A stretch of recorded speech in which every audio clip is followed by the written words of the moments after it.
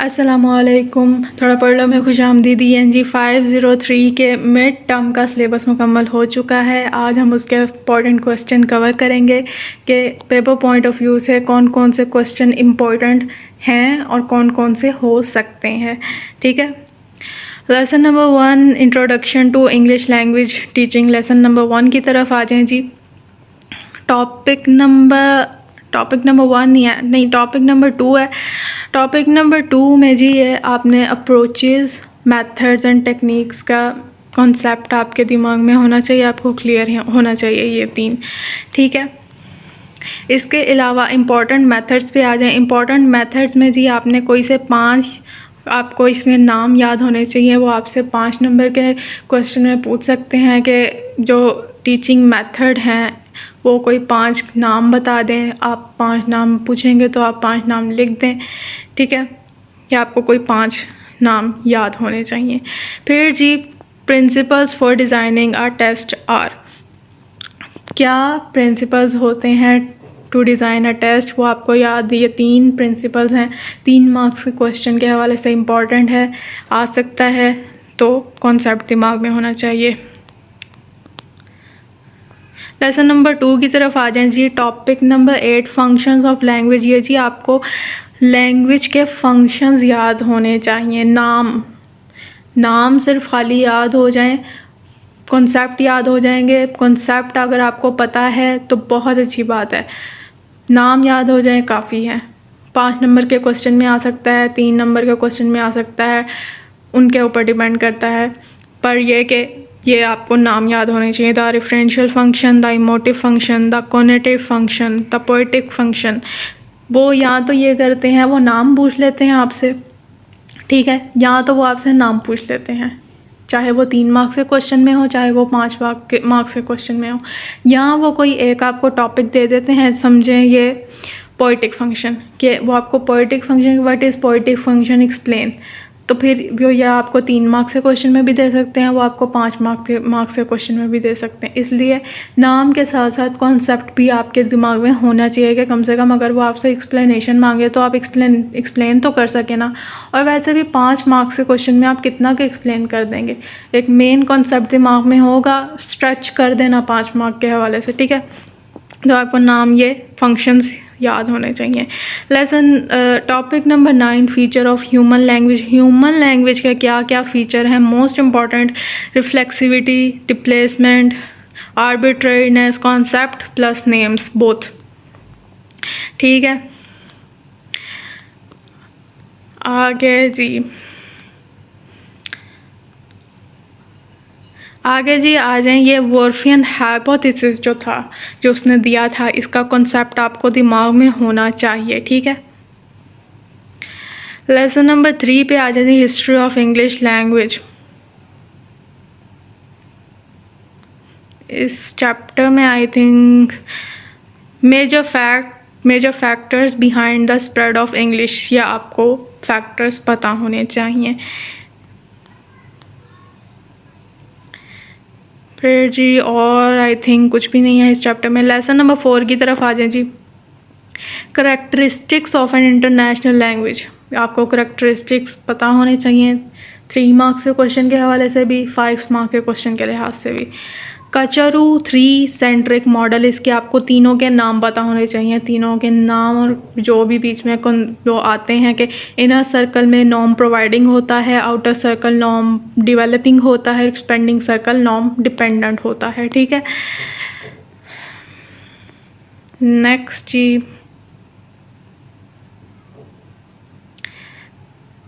जी ये क्या है। If teachers can do the following they may become rightful and powerful free users and teachers of EIL। ये 3 जो उन्होंने बताए हैं कि काम अगर टीचर्स कर लें तो वो फ्री यूज़र्स बन सकते हैं। ये आपको कॉन्सेप्ट दिमाग में होना चाहिए। और लेसन नंबर 5 पे आ जाए जी। What do language planners do. Question. Status planning करते हैं जी वो, एक्विजिशन प्लानिंग करते हैं, कॉर्पस प्लानिंग करते हैं। Name plus concept both are important. अच्छा जी, according to criteria for medium of instruction, क्या क्राइटेरिया है मीडियम ऑफ इंस्ट्रक्शंस का एजुकेशन पॉलिसी 1970 के हवाले से? यह 3 आपको प्रिंसिपल्स याद होने चाहिए, क्राइटेरिया जो हैं, कॉन्सेप्ट आपको दिमाग में क्लियर होना चाहिए। The status of English in Pakistan, हम सबको पता है क्या स्टेटस है, ये एज अ क्वेश्चन आपसे वो एक्सप्लेनेशन में पूछ सकते हैं, तो आपको ये कॉन्सेप्ट दिमाग में होना चाहिए सारा कि ये इंग्लिश हमारे मुल्क में ये स्टेटस रखती है। ठीक हो गया। Division of school in Pakistan ji, 5 categories हैं, 5 मार्क के क्वेश्चन में आ सकता है, नाम आपको याद होने चाहिए इसके। लेसन नंबर 6 पे आ जाए जी, psychology of language.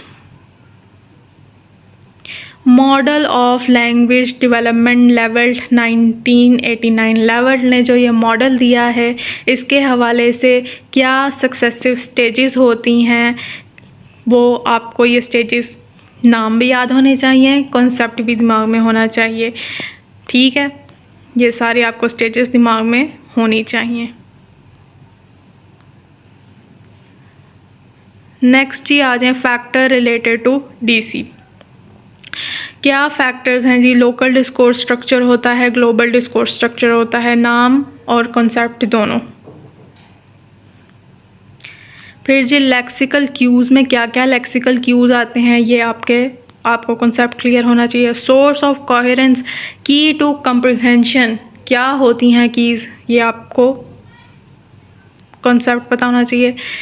Brief outline of language development, अब ये जो है ये आपको नाम पता होना चाहिए, मतलब कि ये कि बर्थ के नाम के साथ, वैसे तो ये सारा ही इम्पोर्टेंट है, वो दे देते होते हैं, ये आपको पता होना चाहिए, बट ये नहीं है, मैं ये नहीं कह रही मुश्किल है थोड़ा याद करना ये, बट ये है कि आपको थोड़ा बहुत ना इसमें आपको फोकस के साथ याद करना पड़ेगा। जैसे बर्थ के ऊपर बच्चे बर्थ पे क्राई करते हैं, 6 वीक्स पे कूइंग स्टार्ट कर देते हैं, 16 वीक्स पे स्टार्ट टू लाफ। ठीक है, ये सब आपको इतना डिटेल में नहीं याद करने की ज़रूरत, बस मेन कॉन्सेप्ट उठा लेना। ठीक है, लेसन नंबर 7 पे आ जाए जी, second language acquisition part 1।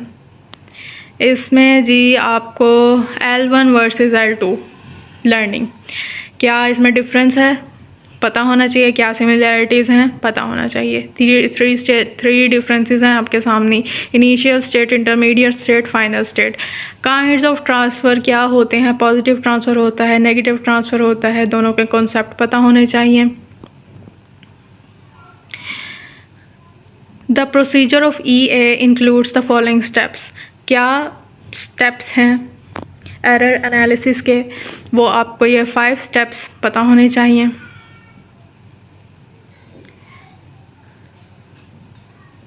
Next जी लेसन नंबर 8 पे आ जाए, सेकेंड लैंग्वेज एक्विजिशन पार्ट 2।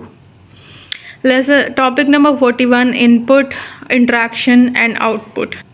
जैसे कि यह there is distinction between input and intake, इन दोनों का आपको कॉन्सेप्ट पता होना चाहिए कि उन्होंने वो पूछ सकते हैं कि क्या डिफरेंस है इनपुट एंड इनटेक में, तो आपको यह पता होना चाहिए। फिर वो एग्जांपल भी आपने याद करनी है, वो एग्जांपल भी आपसे पूछ सकते हैं कि बताएं जी, एग्जांपल के थ्रू बताएं इनपुट और इनटेक में क्या फ़र्क है।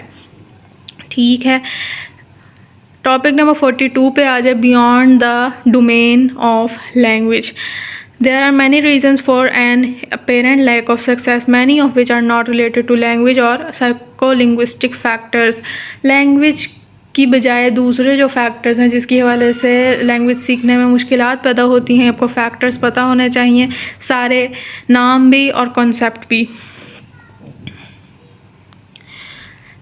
अच्छा जी, अब यहाँ पे क्या आता है, कैटेगरीज ऑफ लेक्सिकल नॉलेज, सम डिकोटोमीज, ये जो रिसेप्टिव नॉलेज है, प्रोडक्टिव नॉलेज है, ये आपको इसका सारा कॉन्सेप्ट ये इम्पॉर्टेंट है, ये आपको पता होना चाहिए कि जिस डिकोटोमीज में उन्होंने तकसीम किया वो क्या है लैंग्वेज की। प्रोडक्टिव नॉलेज क्या होती है, रिसेप्टिव नॉलेज क्या होती है, और नॉलेज एंड कंट्रोल में क्या नॉलेज क्या है, कंट्रोल क्या है, ये सारे आपको कॉन्सेप्ट पता होना चाहिए। ब्रेड्थ एंड डेप्थ भी पता होने चाहिए लैंग्वेज की। ये सारे इम्पॉर्टेंट कॉन्सेप्ट हैं, ठीक है। अच्छा जी, अब जी आ जाएँ। The learner must focus on 5 stages to convert input to output. वो क्या स्टेजेस हैं, ये सारी आपको स्टेजेस पता होनी चाहिए कि सबसे पहले अपर्सीव्ड इनपुट होती है, कंप्रीहेंड इनपुट होती है, फिर इनटेक आता है। ये सारी आपको नाम भी पता होने चाहिए और कॉन्सेप्ट भी आपके दिमाग में होने चाहिए।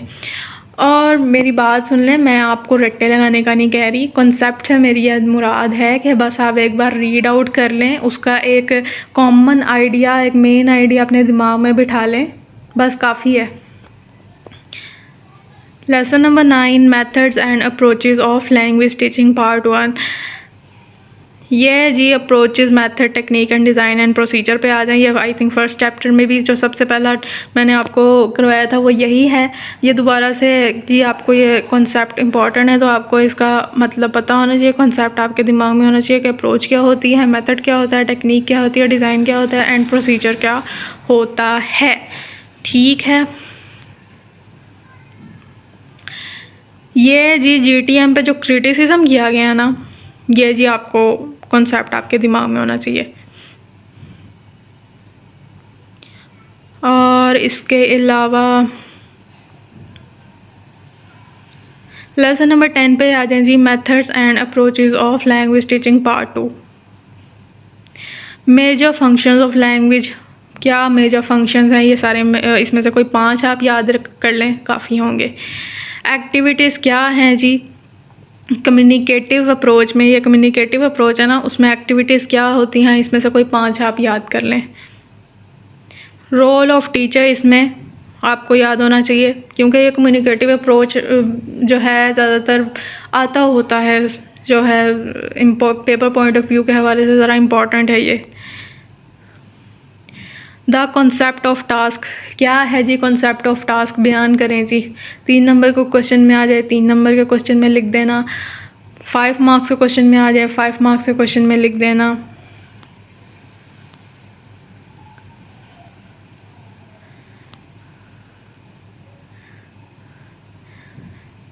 Beyond approaches and methods, teacher में develop their personal approach by realising. कैसे अपनी पर्सनल अप्रोच टीचर डेवलप कर सकती है, ये जी 3 आपके जो है बुलेट पॉइंट्स आपके दिमाग में होने चाहिए। Lesson number 11, teaching of listening skills. Listening modes कितने होते हैं वो आपके दिमाग में होने चाहिए। 3 स्पेसिफिक कम्युनिकेटिव लिसनिंग मोड्स, नाम आपके दिमाग में होने चाहिए, कॉन्सेप्ट आपके दिमाग में होने चाहिए। Listening process, stages in communication, क्या स्टेजेस हैं लिसनिंग की, आपको नाम आपके दिमाग में होने चाहिए। एक्सटेंसिव लिसनिंग का कॉन्सेप्ट आपके दिमाग में होना चाहिए, इंटेंसिव लिसनिंग का कॉन्सेप्ट आपके दिमाग में होना चाहिए। एक कॉमन कॉन्सेप्ट की बात कर रही हूँ, यह नहीं कि आप उसकी एक्टिविटीज़ के नाम रटने बैठ जाएं और सर पे सवार कर लें।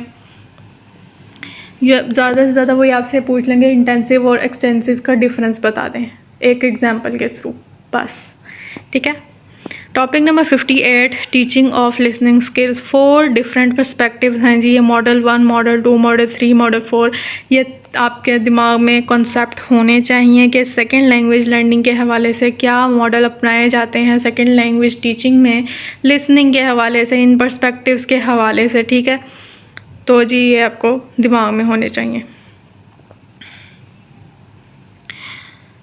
Topic number 60, techniques and task for listening skills. Principles for developing listening material, क्या क्या प्रिंसिपल्स हैं, आपको नाम याद होने चाहिए, कॉन्सेप्ट आपको आपके दिमाग में होना चाहिए, ठीक है।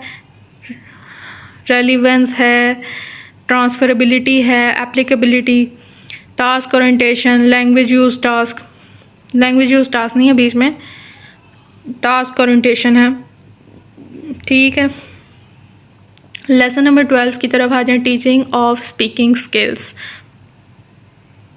स्पीकिंग इवेंट्स में कोई आप 5 इवेंट्स याद कर लें कि कौन कौन से ऐसे इवेंट्स होते हैं जहाँ पे हमें बोलना पड़ता है, क्यों बोलना पड़ता है, कोई 5 ऐसे याद कर लें इसमें से। Topic number 62 teaching of speaking skills जी।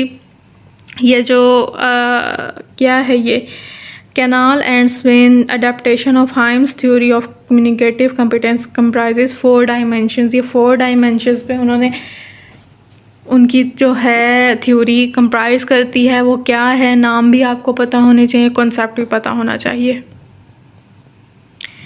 फिर जी द रोल ऑफ टीचर, इसमें टीचर का क्या रोल है, आपको ये 3 उसके जो रोल हैं ये नाम उसका आपको पता होना चाहिए। 3 मार्क्स के क्वेश्चन के हवाले से इम्पॉर्टेंट है। Accuracy versus fluency, MCQ sorry question, important question.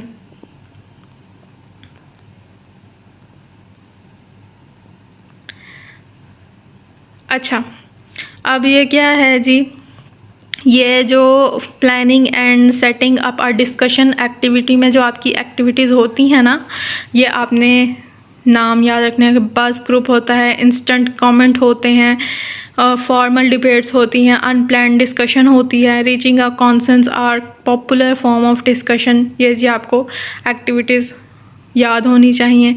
Advantages कोई से 5 याद कर लें।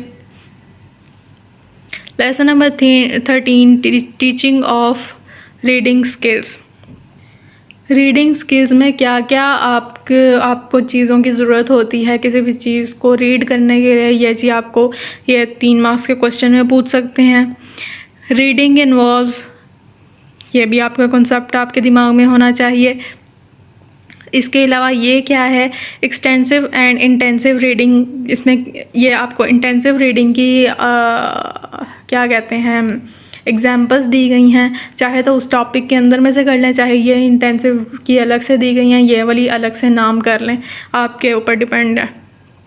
ठीक है,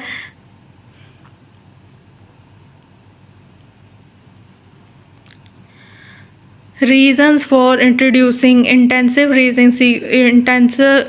रीडिंग सीक्वेंसेस इन क्लास। क्या रीजंस हैं जी, वही जो ऊपर है, जो आपको ऊपर एग्जांपल्स दी गई हैं उसी से रिलेटेड यही क्वेश्चन है, तो आपने ये कॉन्सेप्ट आपके दिमाग में होना चाहिए। कॉमनली यूज्ड स्ट्रैटेजीज़, क्या कॉमनली यूज स्ट्रैटेजीज़ होती हैं, ये आपको नाम पता होने चाहिए, कॉन्सेप्ट भी पता होने चाहिए। कोई से 5 हो जाएं काफ़ी है।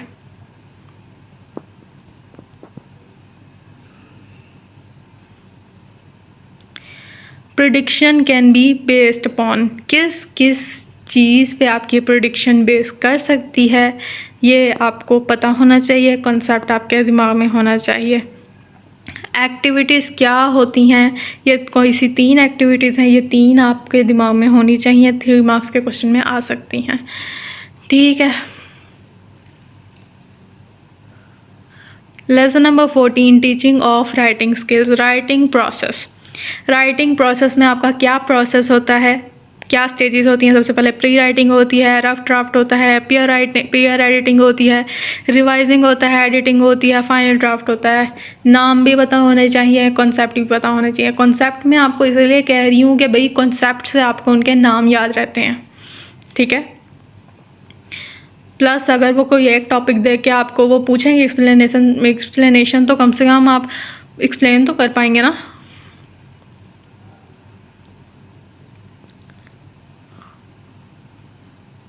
नेक्स्ट जो टॉपिक नंबर 78 पे आ जाएं, strategies and activities for developing writing skills 2।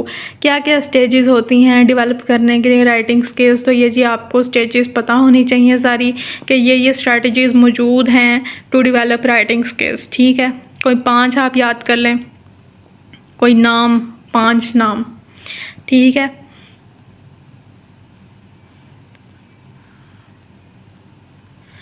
Two types of integrated skill instruction, content based instruction.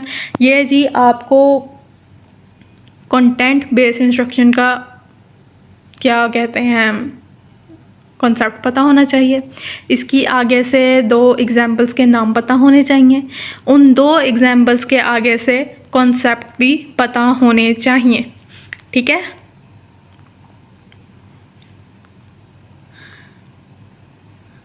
हाँ जी, ये 3 नाम पता होने चाहिए और इन तीनों के आगे से कॉन्सेप्ट पता होने चाहिए, ठीक है।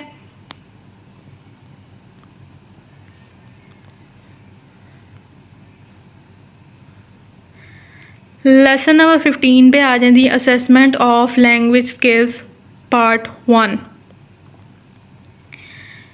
इनफॉर्मल एंड फॉर्मल असेसमेंट का आपको डिफरेंस पता होना चाहिए, कॉन्सेप्ट पता होना चाहिए, तो आपको डिफरेंस भी आई एम श्योर आपको पता लग जाएगा।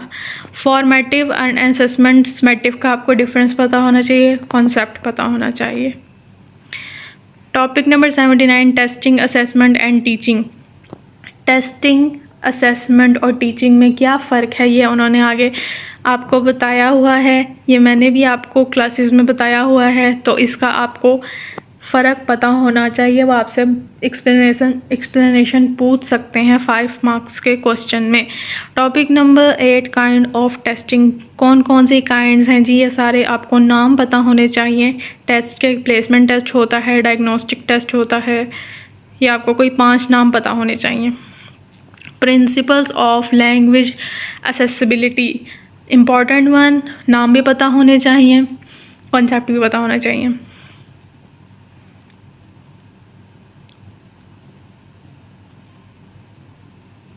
एडवांटेजेस ऑफ स्टैंडर्डाइज्ड टेस्टिंग, क्या एडवांटेजेस हैं पता होने चाहिए, कॉन्सेप्ट दिमाग में होना चाहिए। Lesson number 16 assessment of language skills part 2। Essential things for the administration of test, क्या क्या चीज़ें एसेंशियल हैं, नाम आपके दिमाग में होने चाहिए, कॉन्सेप्ट आपको क्लियर होने चाहिए।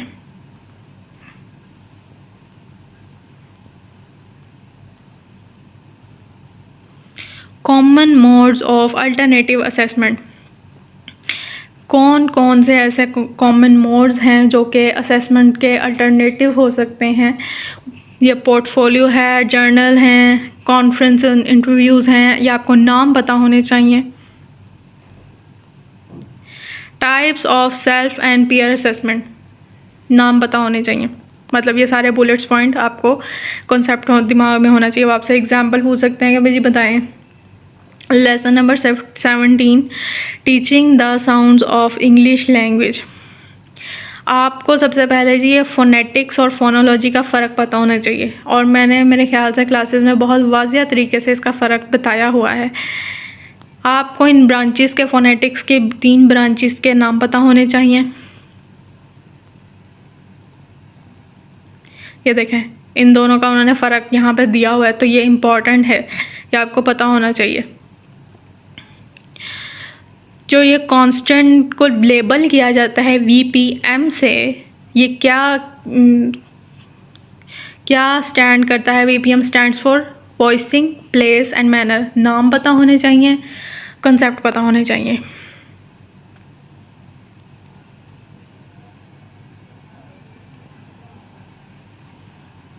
लेसन नंबर 18 पे आ जाए, teaching the words of English language.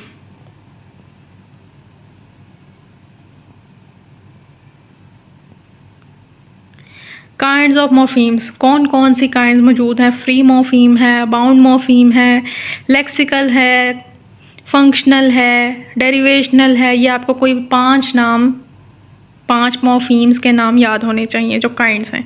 Word formation के क्या क्या तरीक़ेकार हैं, कॉइनेज है, बोरोइंग है, कंपाउंडिंग है, ये सारी आपको जो है वर्ड फॉर्मेशन के तरीके आपको पता होने चाहिए। नाम आपको दिमाग में होने चाहिए, आपके नाम, ठीक है।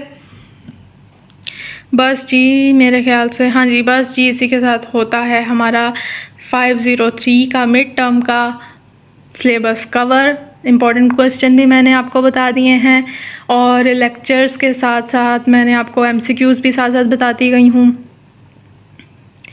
इसी के साथ होता है हमारा मिड टर्म का सिलेबस ख़त्म। अपना ध्यान रखें, दुआ में याद रखें। अल्लाह हाफिज़।